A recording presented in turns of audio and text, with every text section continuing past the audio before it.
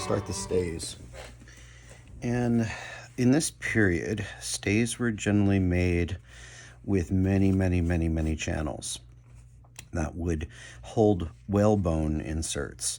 And whalebone actually is very interesting. I just learned this, that it would actually heat up and conform to your body, which I think is really interesting. I didn't know that. They also had what was called a busk.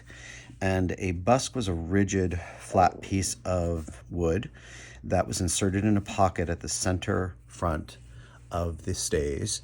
And that was meant to really keep your posture as rigid as possible. I don't think, and this was also a period, not like the 19th century, where the torso was very elongated and conical.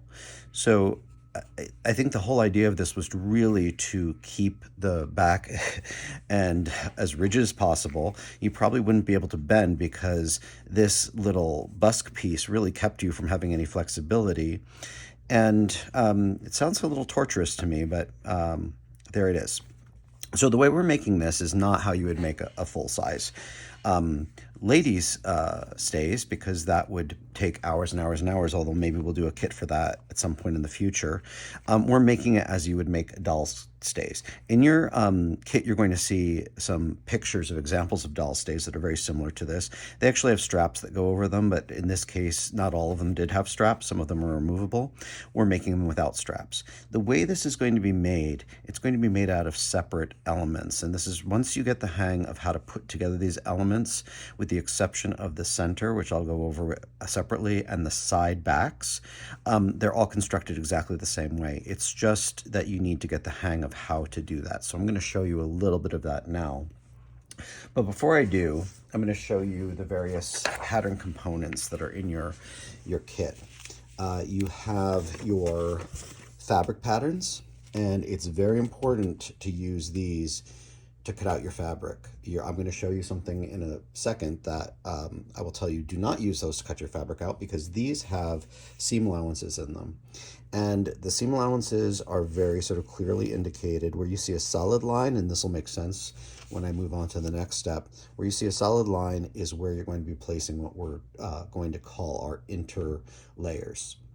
Now, the interlayer, they're going to be two pieces. Oh, so let me just continue. I'm sorry.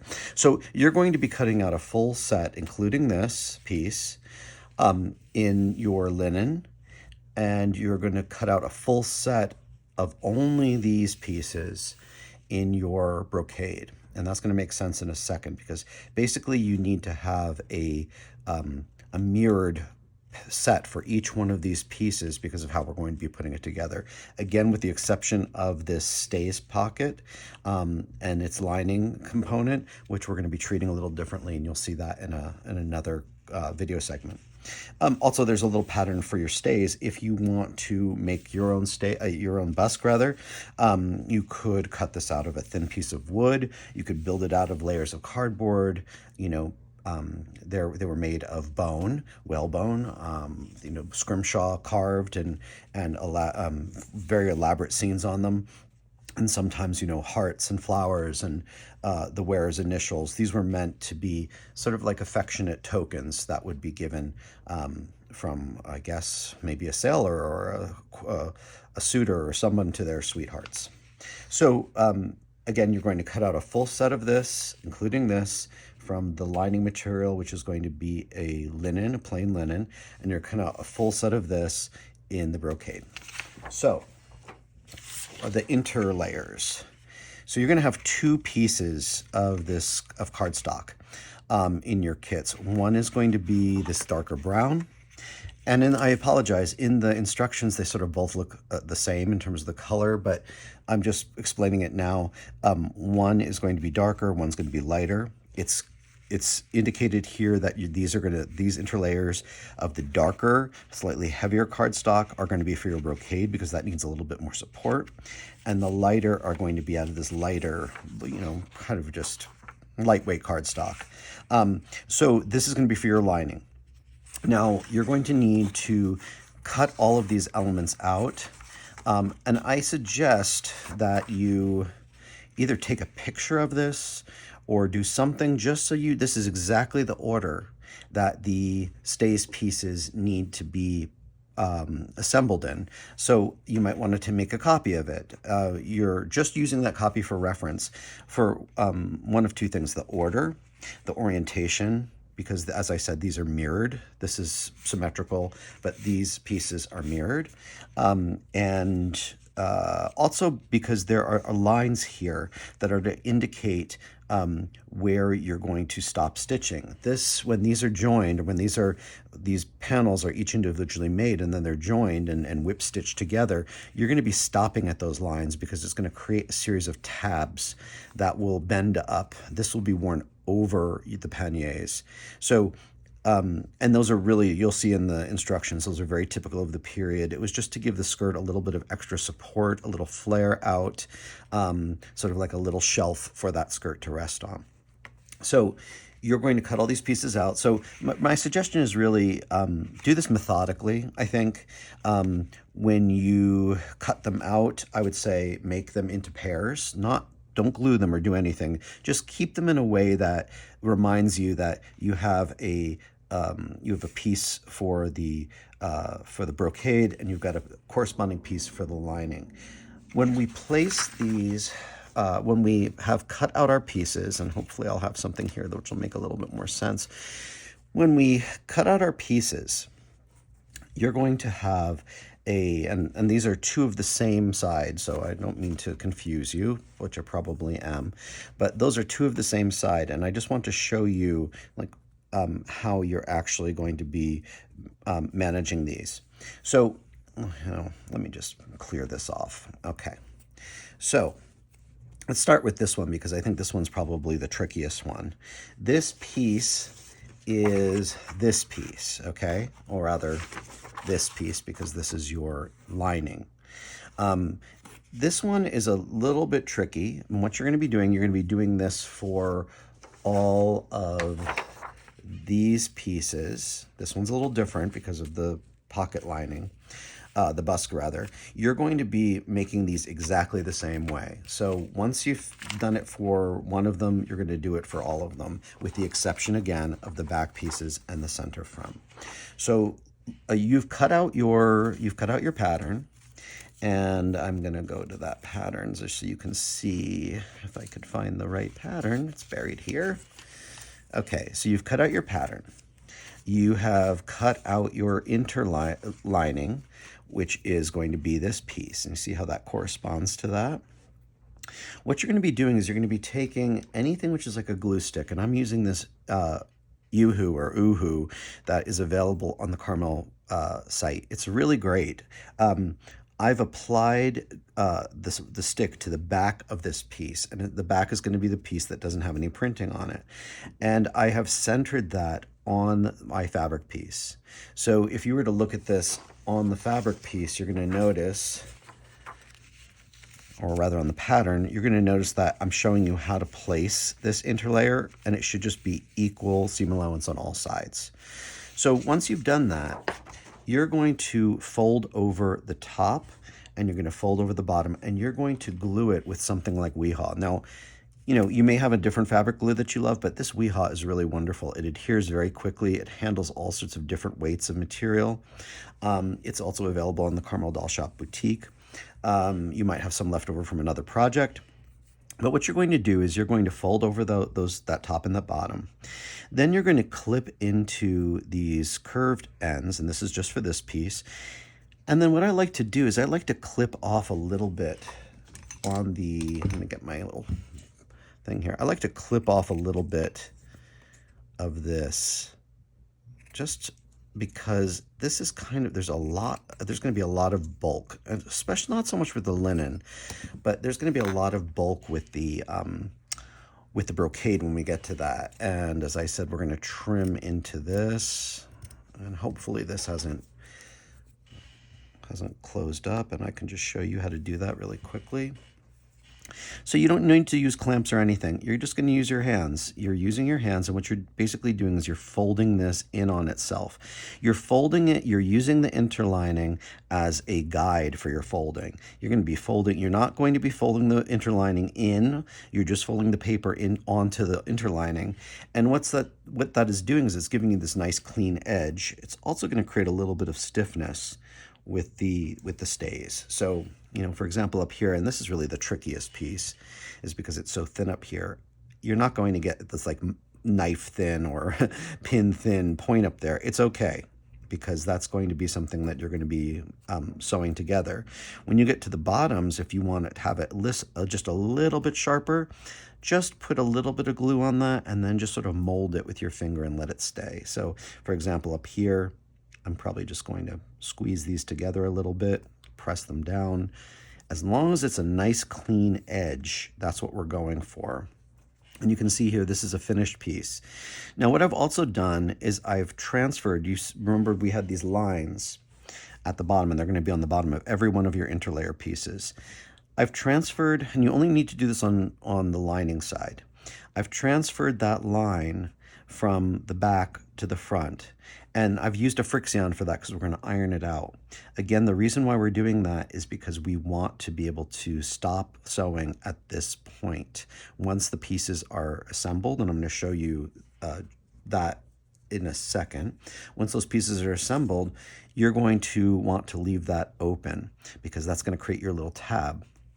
So here is let me see, where is it? I thought I had started one of these. Okay, and then you're going to do exactly the same thing with the brocade piece.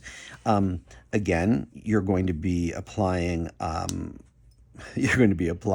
your yoo-hoo to the back, to the non-printed side of this, and the printed side has this little line on it. And you're going to be trimming this. This one's a little bit trickier because it's heavier, but just be patient, carefully sort of like take away some of your excess, work it in. The brocade's going to be a little bit thicker than the brocade piece will be a little bit thicker because it's a thicker material than the lining side, but that's okay because what we're going to do next is we're going to whip those pieces together. So this is what it will look like when it's finished. If you've got a little bit of like fraying or something, you know, because this is brocade and it's woven in a specific way, I would just put a little bit of glue on it and sort of just like ease it over, let it dry. Why? Because you're going to be whipping these pieces together. You're going to be whipping a brocade piece to its corresponding lining piece. You should not see any more fraying because you're going to be whipping. So I've already prepared two pieces. Let me just make sure I'm doing the right side. Okay, I've prepared two pieces, and as you can see, it might be a little hard to see, they're mirrored. And the way that you can tell they're mirrored is that this shape is going up at the bottom, this shape is going up here. So it might also be a good idea for you when you're doing this, because it can get a little bit confusing if you haven't made a copy. It's just to mark like a T or something on the top of these pieces, with the exception of the center, because that's obvious. But it might just help you to understand where the top and the bottom are. I would say make a copy of one of these sheets before you start. It'll be a good reference for you. So you've made a brocade piece and you've made a lining piece. And what you're going to do is you're going to line these up, and you see how this is a little bit larger on the sides? Again, that's okay. You're going to take your linen thread. Most important thing I can say is if you don't like working with the linen thread because it is a little bit wonky, it has it gets to be a little bit, it's not as smooth, let's say, as a cotton thread. You're going to want to use your linen thread. And if you are using your linen thread, you're going to want to wax it. That's very, very important. You know, use some tailor's wax and run that thread over it because it'll make it a little bit stronger and a little bit easier to pull through. Also make sure that you, not like me, that you put your weehaw on, your weehaw lid on again, or cap. So what I like to do is you could use your weehaw, you could use the yoo-hoo. I like to apply a little bit of that to one side or to the wrong side of the lining. And I'm just putting this together because this isn't the only thing we're doing to keep these pieces together. You've got to whip them all the way around all the sides with the exception of the back, which you'll see in a later video. So what I'm going to do is I'm just going to start. You know, you have to, like Michael says, you have to eat your Wheaties to do this because you're going through kind of a couple of different layers. You're just going to start whipping around this. It's going to give your fingers a workout, but I promise you, you'll like the results. You can just keep whipping around this, and I'm just going to do a little bit more. And when you've finished whipping, you're going to, again, whip all the way around it. Don't stop here. This is for the individual piece. You're going to whip all the way around all the edges. Once that's put together, you're then going to align your top, and you're going to whip it together only along the brocade side. So what you're basically doing is you're creating like a little hinge. And I'm not sure if you can sort of see that here. You see there's like a little bit of like a whipped, you know, it's a relatively tight whip because you want to keep it nice and firm together. But you're stopping at that point that is indicated on where you've marked it with the friction. And you're just whipping it together on the brocade edges, and it's kind of creating like this little, there's a thickness there. It's creating a little bit of a hinge. It's joining it. You're going to see stitches, and you probably would have seen stitches with this technique in the 18th century, which is perfectly fine. What I will say, though, is if the linen thread, as I said, it's problematic. It's a natural fiber, but it's not evenly, I would say this is a particularly fine linen thread. It's not, how would I put that? You know, cotton thread is made by machine, linen thread is made by machine, but it has slubs in it. It's not this perfectly smooth fiber. You may have some problems with it. So if you're really, really not comfortable with it, use a nice weight cotton thread, something that's not going to snap very easily. The linen thread shouldn't really snap unless you really, really tug at it. It might snap, and if it does, just start sewing again from where you left off. So that's what you're going to be doing, again, for this piece, this piece, this piece, and this piece. Again, the front's going to be treated separately or in a different way, and the back's going to be treated separately. So you'll see that in another video component. So that's the basis of the stays. I think they're a lot of fun. I think try them in some different fabrics. I mean, these might be in silk. These could possibly be in cotton or all in linen. You know, the busk is really a nice, authentic, see, that doesn't bend. It's a nice, authentic piece. And the interlayers and the sort of will give you the flexibility to really mold this to Belinda's body. And it'll be a really nice fit. So I will continue working on these pieces, and then I will show you a little bit about I'll show you about the bust pocket, and I'll show you how to do the back pieces as well. Have fun with it. In the 18th century, women wore their stays, and not in all cases, but in some cases, they would have a pocket on the inside lining, inside front panel, and that pocket would serve for something called a busk to be put into it. And this is a little busk that I had made. It's a little bit thicker than I think I probably would have liked, but it just to sort of show you that was not going to bend. That was going to be very, very firm. And that was the idea. Sometimes these were made out of whalebone or horn, wood. A lot of them are made out of wood, and they would be, in this case, it's been engraved with some little, or etched with some little symbols, little stars and flowers, and it has Belinda Noble's initials and the date 1760 on it. So I think just to explain this a little bit, so you're going to be cutting out one of these in the brocade, and one of these in the lining material, which is the linen. And then you're going to be cutting out, don't be confused about this hole here. You're going to be cutting out one of these inner linings, which is going to be our busk pocket. And what I've done is I basically just cut it out because I don't have a light box. And, you know, and it's not, I think I'm a little off there. but I just basically did an outline in Frixion. And then I turned in the seam allowance at the top. I'm just doing this in the paper so you can see what that looks like. I turned in the seam allowance, I pressed it, I aligned the edges of the busk pocket piece with the edges of our lining piece. So if you could see here, there are two layers here. And then I took, with a running stitch, I took my thread and I did a running stitch here. I did a little anchoring stitch at this opening. I went all the way around and I did another line of running stitches here. And as you can see, that provides us with our little pocket. It's not going to go anywhere. So what I would do now, or what I'm going to do now, is I'm just going to press out those. You can't even see the stitching. That's what's so nice about this material. Press that out. And then we're going to apply, this is going to be very similar for all of the pieces in this project, in the stays at least. You know, I'm gonna use one of these Oohoo sticks, and I'm going to apply that.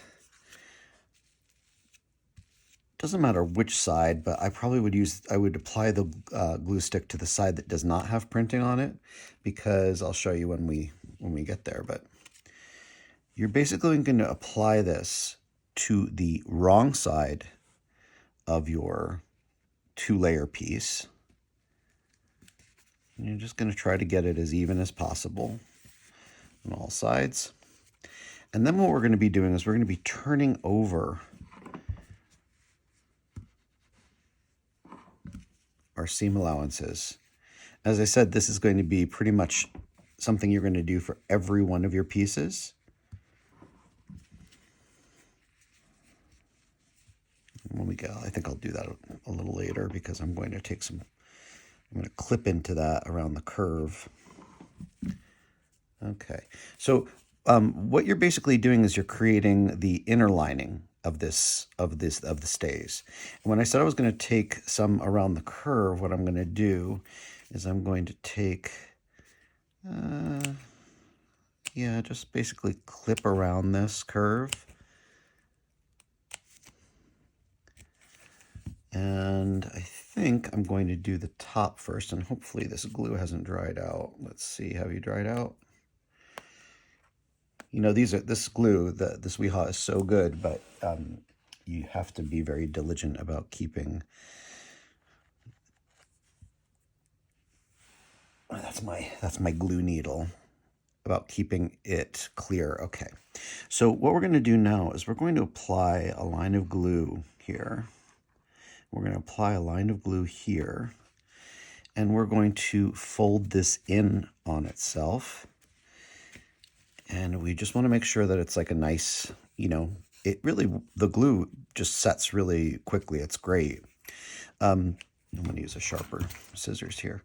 When we get to these corners, I suggest that you just give them a little clip, so you don't have a lot of the bulk there at the corner. And you're going to be whipping these together when you get to the line, to the brocade piece.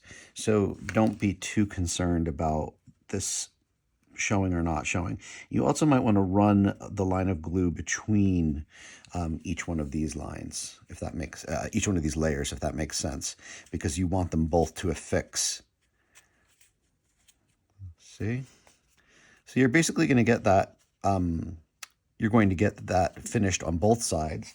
And then you can see that the busk, don't make me a liar, will slip in here.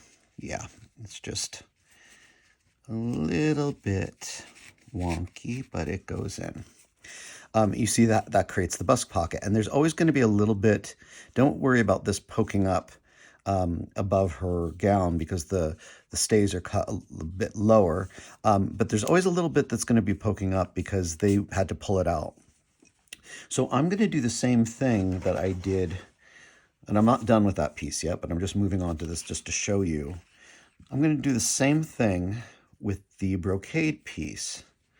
And because this brocade frays really easily, you're not going to get a pre-cut pieces in your kit. And the same thing with the muslin, with the linen. You're going to be getting a big piece of brocade, and you can position these, you know, I did it because I like that particular flower motif. So you can position it where you want it. So we're going to be doing exactly the same thing, and forgive me, I skipped a step here. We're going to be ironing this down. You know, you could probably even do it without ironing it down. It might make it just easier to work with. And as you can see, it's already fraying. So probably it might be the best idea.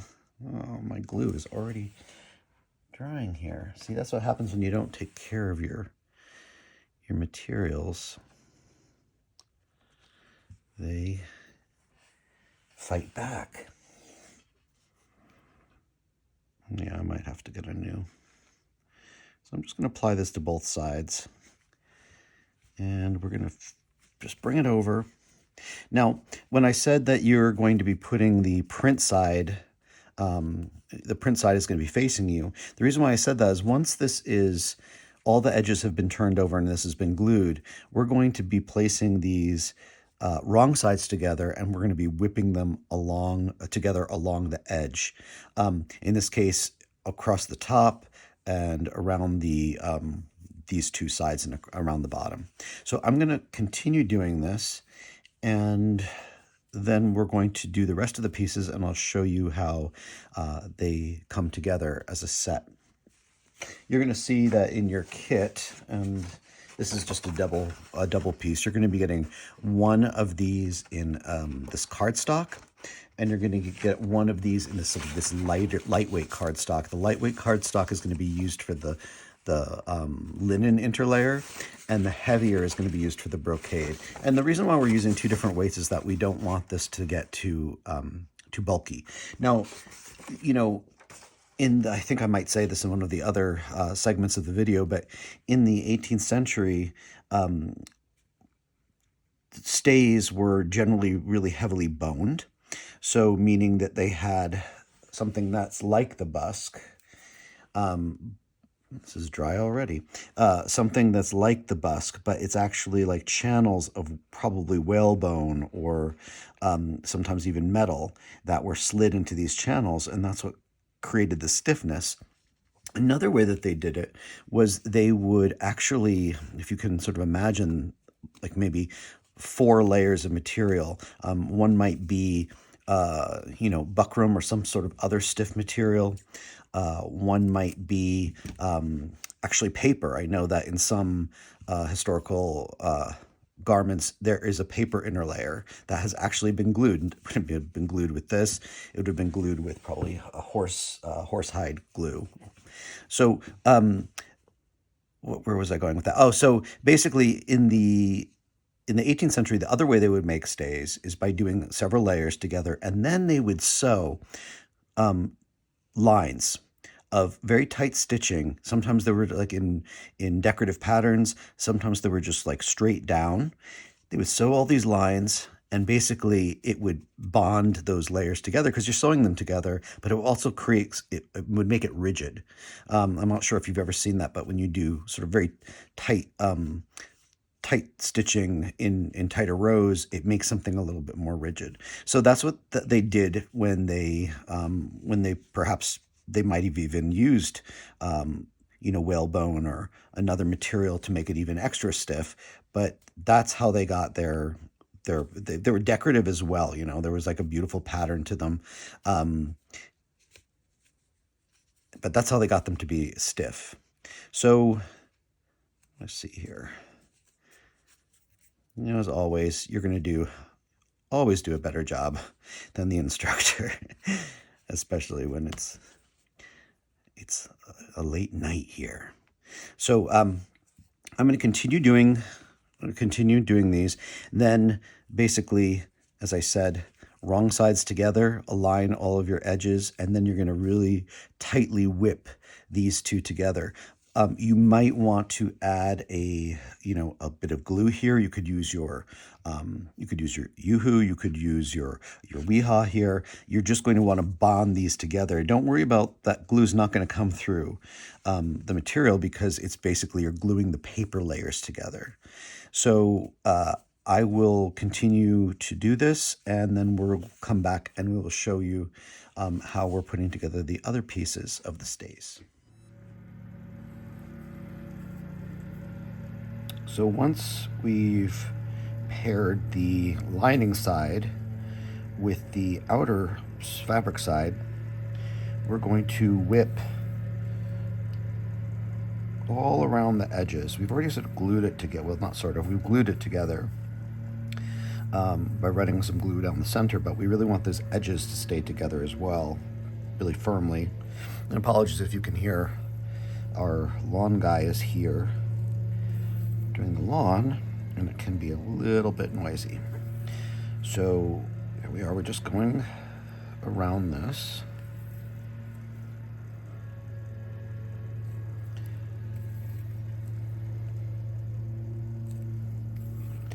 I'm not going to go through all of it, but just sort of, we're just trying to catch the edge of the brocade and an edge of the lining, and just making sure that they're firmly together. And then I'm going to show you a little bit of what the inside looks like. Now when we sew them together, and you'll see this, I'll show you this in a little bit, we're going to sew them together exactly the same way as we're doing this.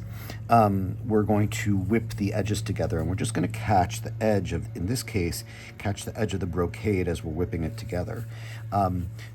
You're probably going to see a little bit of the stitches on the outside, and that's okay. You'll see in some of the early examples, you can actually see some of their stitches, because I think they would have done this very much like this by whipping together these pieces, sort of reinforcing them. Now, this is the next to last piece that's going to get sewn onto the stays. And I guess the good thing about this is that as long as you follow the pattern pieces very carefully, you're going to be able to cut and have exactly what you need, have the right pieces for the project. But basically we have, again, our center, we have our two sides, and notice I've transferred the markings from the patterns onto the pieces themselves just to see where I stop stitching, because this is where these tabs will sort of flare out. So we have this piece that we're working on here. Let me just see if let's do this one. We have this piece, which is identical to this. This one has already been whipped, and we're going to align our markings. And then we've got this piece, and this is our last piece. Now, the last piece is slightly, the center backs are slightly different. The paper inner lining does not extend the full width of the fabric piece or the lining piece. It leaves you probably about 3/8 of an inch once it's been sewn together. And what we're basically doing is you could do it one of two ways. You could seam this together first and then glue like we had before, glue your pieces in place and wrap the tops and the sides by cutting into these curves, and the bottoms and the long sides together. What I've done is I've actually sewed these together with I think it was about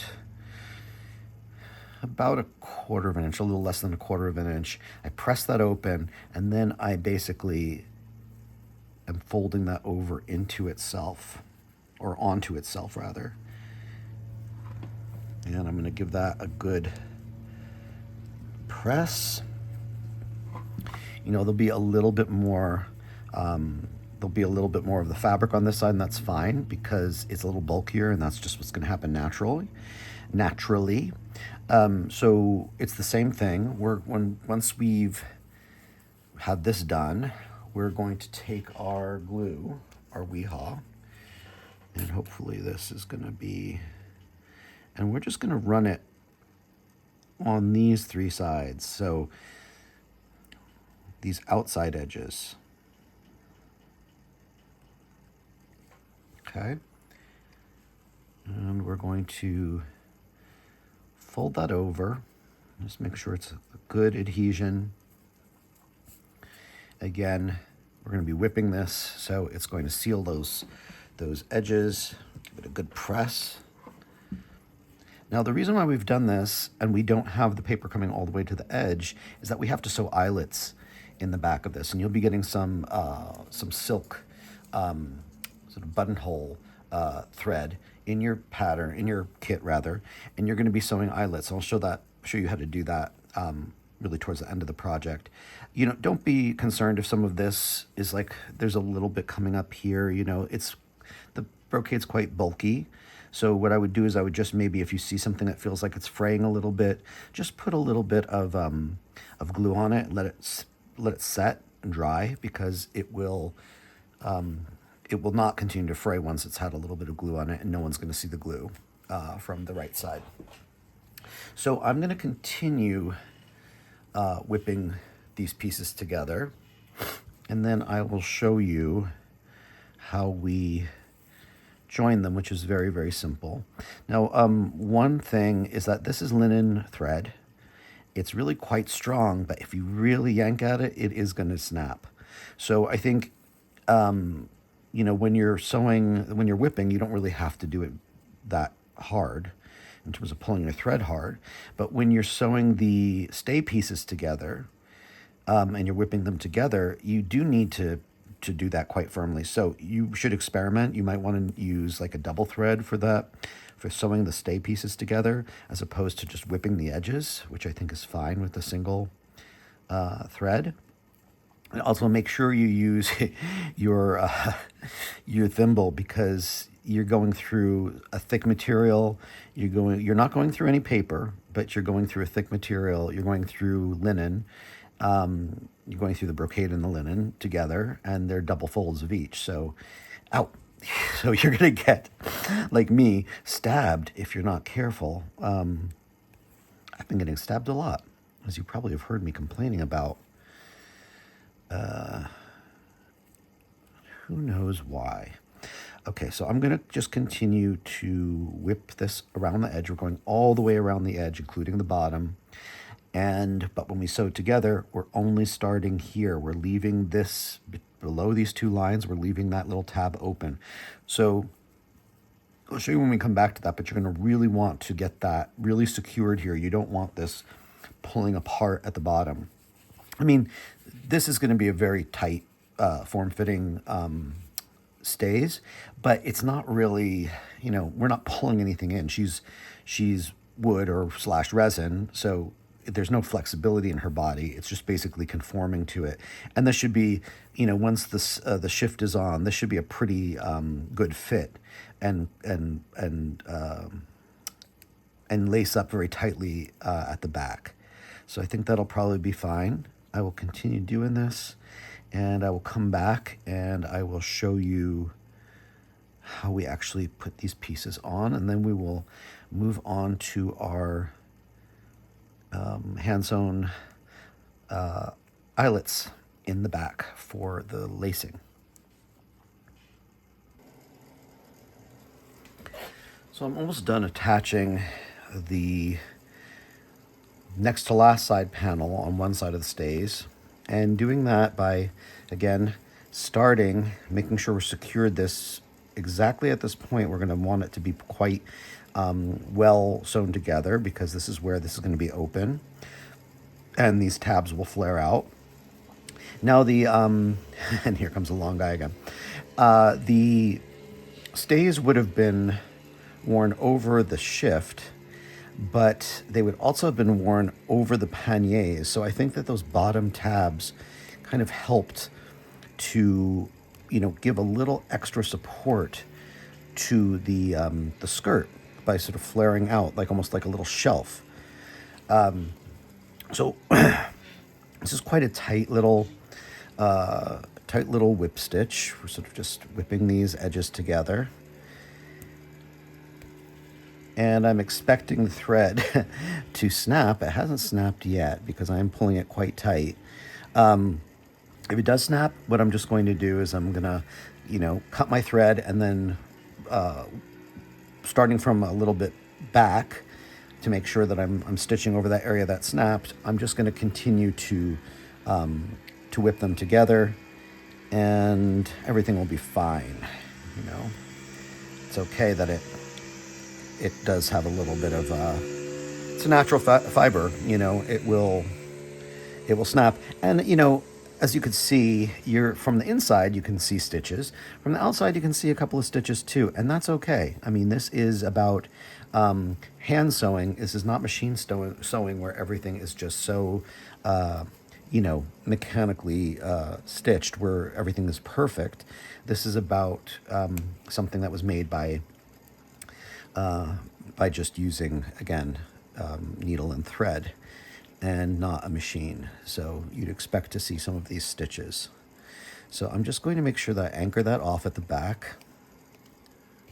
You might really want to get yourself a little tool to help you pull the thread through, the needle through, because you're going through a lot of layers back here. Okay. So you can sort of see this already starting to take shape. It's that sort of cone-like shape, which is very typical of this time in the 18th century, and really up until 1780s, they were wearing pretty restrictive corsets. So I'm going to do the same thing here, where I'm matching up the marks on the bottom and the bottom edges, and I'm going to whip it together. And then the last thing I'm going to do is whip on these back pieces. So basically, as you can see here, this is going to sort of become your arm opening here. And once this is in place, you'll have another arm opening here. And then we're pretty much ready to move on to doing the eyelet openings, or the eyelets, which are kind of fun. Not really hard to do. You're just basically overcasting into the eyelet hole. So I'm going to start, I'm going to finish these bits. I'll come back and I'll show you how to do the eyelets. So the stays have been basically center panel, our side fronts, our side back, and then our center backs we're working on now. And I just wanted to show you, I had been doing a little experiment. I wanted to see whether or not we could use embroidery silk with this. And, I got some really beautiful, specifically for buttonholes and for this type of thing, from a resource. And it just was, I felt it was too thick. So I'm using the linen thread to do the eyelets in the back of the stays. I'm not sure if you can see this. But basically, these are very, very simple. I have this little, I think it's probably not even 19th century, but like early 20th century, little awl that came in a sewing necessaire. And I use that to make my hole. So basically, let me just count these. 1, 2, 3, 4, 5, 6, 7. So I have seven eyelets that I'm going to do. And they're each approximately a half an inch apart. You can put more in if you want. You can put an 8. But the reason why, again, we did not have our paper go all the way to the edge here is that we want to have some clear space to make these eyelets. You don't want to be sewing through paper. That would be a hassle.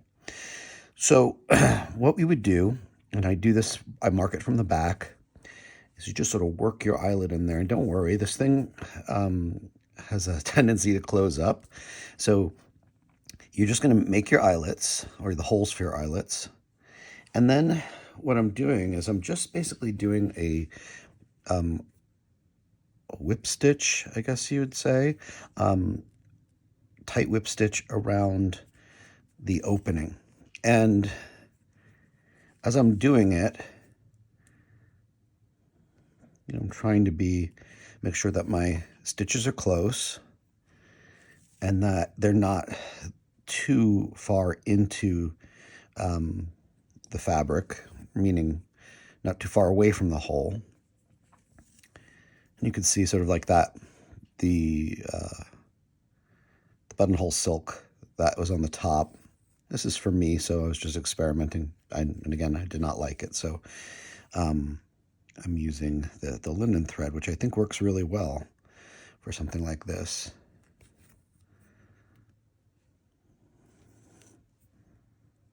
I'm just going to keep going around. Now, this isn't really a true, this is tough. This isn't a true buttonhole stitch, meaning we're not, excuse me, creating that sort of like little knot on the end that you would, if this is a true buttonhole stitch, you'd probably be coming through, going back up in to the stitch with your needle and then making sort of that little edge. We're not going to be doing that. It's too much. It's in a hole this small, and you don't really need to do it for eyelets. So I'm just going to continue going around here. And as I'm doing it, I might just want to keep going back and sort of opening up that hole a little bit just to make it easier.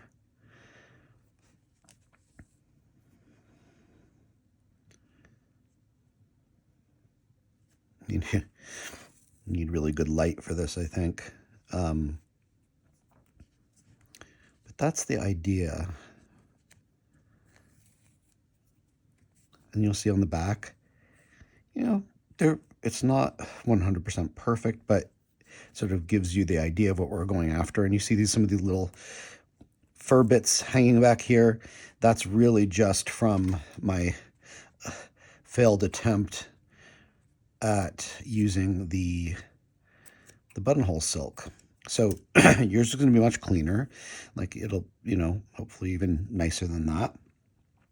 And I'm just going to keep doing this. And then we are almost done with our stays, because this piece will then be whipped, as we had shown you before.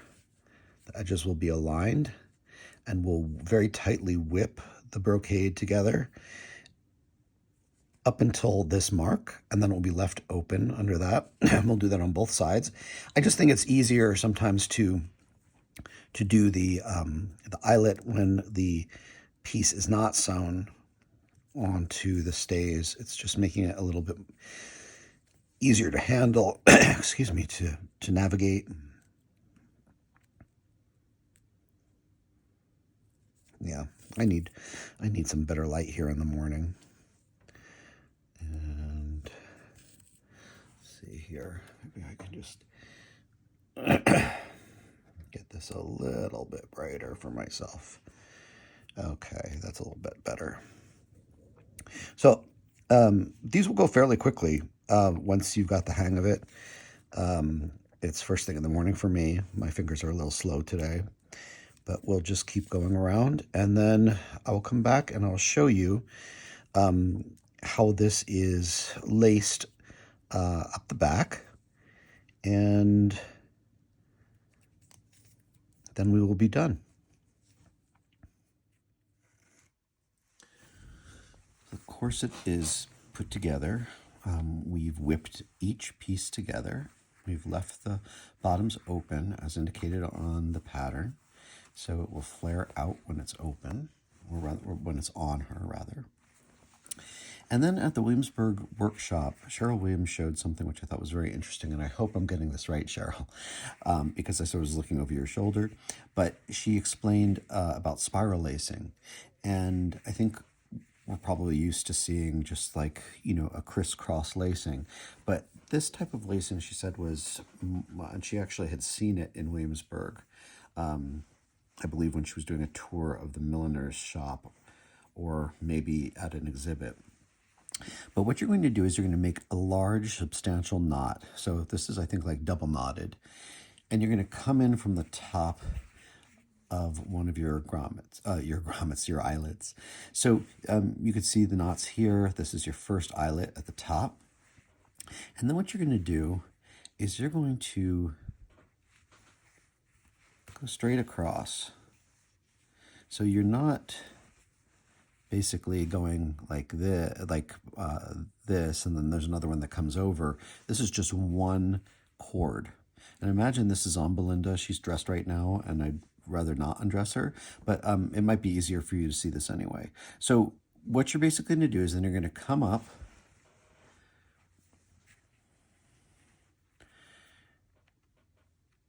and you're going to, sorry, you're going to come in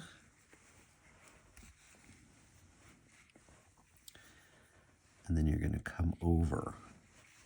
So you sort of see like there's a little Z happening there. Sure. If I can get this thing to gather up a little bit. Let's see here. Wow, because it's looped up. Sorry, guys. There we go. Okay, so you see this sort of like a reverse Z. What you're basically doing is you're always creating a bar, and there's going to be a diagonal behind it. So let's do it again. So you're going to come up. Should be wearing my glasses. Okay. Come up. And go in. And then again, you've got your Z there. So I'm going to show you, you basically just continue going all the way down.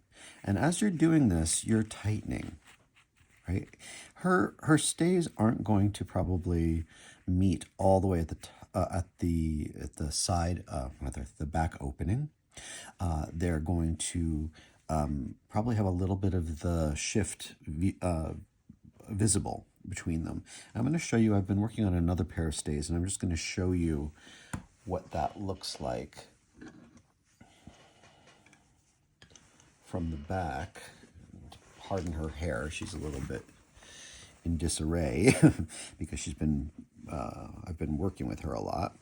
But you're, do you see, you sort of there, you're doing that cross, and you know, these might just be a little bit more even. Yeah, I just sort of zhuzh them as you're doing it. So your knots here, you've gone over, you've gone over, you've gone over. These are your diagonals. When you get to the bottom, sort of the interesting thing about this is that Cheryl showed us that they did not necessarily tie these in the back. They loop them around the tabs. So if you can sort of just imagine that you finish lacing the other stays, and you're basically looping these around and then coming back around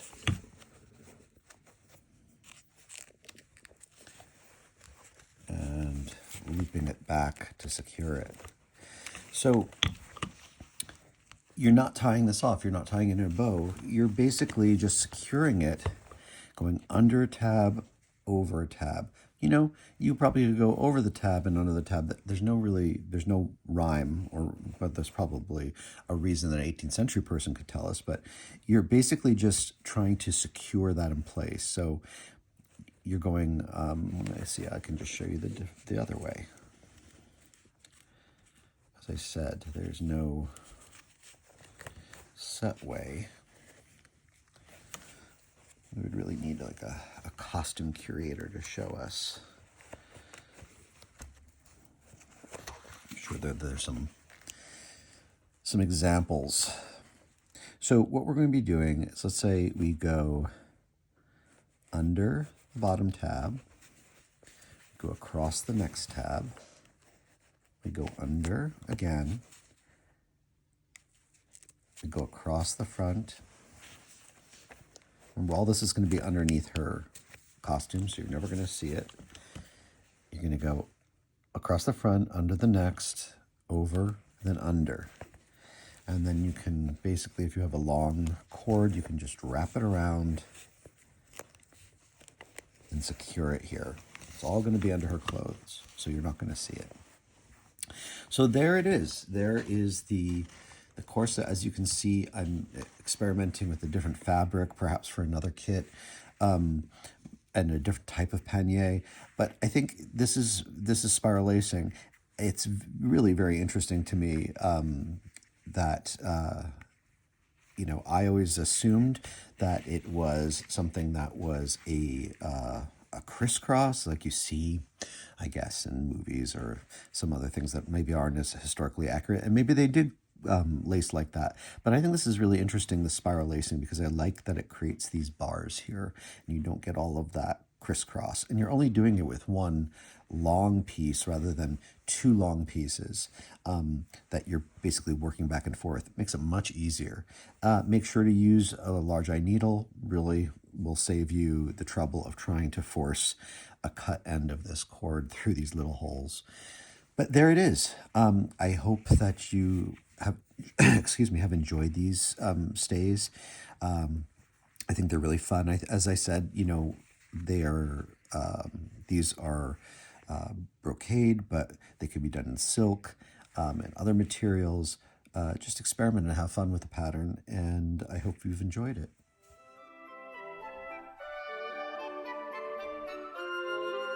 Remember to like, subscribe, and hit that notification button.